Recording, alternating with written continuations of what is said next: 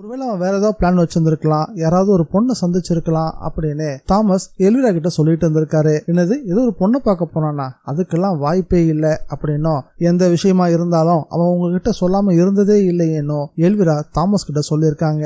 அவங்க 2 பேரும் பேசிட்டு இருந்தது லௌரா அவன் கவனிச்சிருக்கா. கடைசியா எல்விரா பேசும்போது அவன் எங்க இருக்கான்னு நீங்களே போன் பண்ணி கேளுங்க அப்படின்னு கொஞ்சம் கோவமா பேச ஆரம்பிச்சிருக்காங்க எல்விரா. தாமஸும் டேனியலுக்கு போன் பண்றதுக்காக போன் எடுக்க அந்த பையனோட போன் அப்பதான் தன்னுடைய கோட் பாக்கெட்டுக்குள்ளதான் இருக்குதுன்ற ஞாபகமே லௌராக்கு வந்திருக்கு. பதட்டமா அங்கிருந்து அதுக்கு பக்கத்துல இருக்க இன்னொரு ரூம்குள்ள போனாங்க. அதுக்குள்ள எல்விராவுடைய போன்ல இருந்து டேனியலோட போனுக்கு காலும் வந்துருச்சு. கால் வந்த சத்தம் தாமஸ்க்கும் எல்விராவுக்கும் கேட்டுச்சு. அவங்க பதட்டமா அந்த இடத்துக்கு வரதுக்கு முன்னாடி அந்த போனை கட் பண்ணாம ரிங்கை மட்டும் கட் பண்ணிட்டு அங்கிருந்த சோஃபால அந்த போனை வச்சுட்டு தாமஸும் எல்விராவும் பதட்டமா அந்த ரூம்குள்ள வந்தவங்க ஏதாவது போன் ரிங் கேட்டுச்சா அப்படின்னு லௌரா கிட்ட கேட்டிருக்காங்க. அதுக்கு பதில் சொல்ல முடியாம தவிச்சிருக்கா லௌரா.